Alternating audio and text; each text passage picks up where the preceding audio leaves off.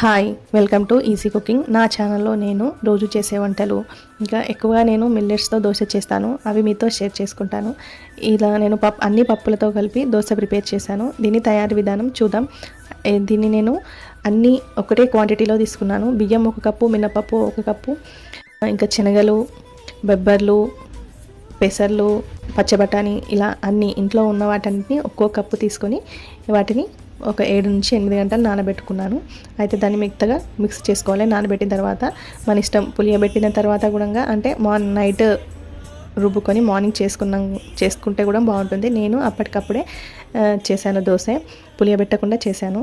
అయినా కూడా చాలా సాఫ్ట్గా, క్రిస్పీగా చాలా బాగా వస్తాయి ఇవి. పిల్లలకి రోజు హెల్తీ ఫుడ్ మనం ఏదో రకంగా ఇవ్వాలి కాబట్టి నేను మార్నింగ్ దాదాపుగా ఎక్కువ మిల్లెట్స్తో చేసిన దోశ కానీ ఇడ్లీ కానీ ఇస్తుంటాను. చాలా హెల్తీ పిల్లలకి. కొన్ని పప్పులు అనేటివి మనం డైరెక్ట్గా తినలేం కాబట్టి ఇలా దోశ కానీ చేసి పెడితే పిల్లలకి అన్ని రకాల పప్పు దినుసులను ఇవ్వడం జరుగుతుంది. అలాగే ఆ పప్పు దినుసులో ఉన్న ప్రోటీన్స్, విటమిన్స్ వాళ్ళ బాడీకి మార్నింగ్ తినడం వల్ల అబ్జర్వ్ అవుతాయి. చాలా హెల్దీ ఫుడ్. మార్నింగ్ మనం హెల్దీ ఫుడ్తో స్టార్ట్ చేస్తే డే అంతా హ్యాపీగా ఉంటారు పిల్లలు. చాలా మంచిది. రెసిపీ నచ్చితే సబ్స్క్రైబ్ చేసుకోండి, లైక్ చేయండి. బాయ్.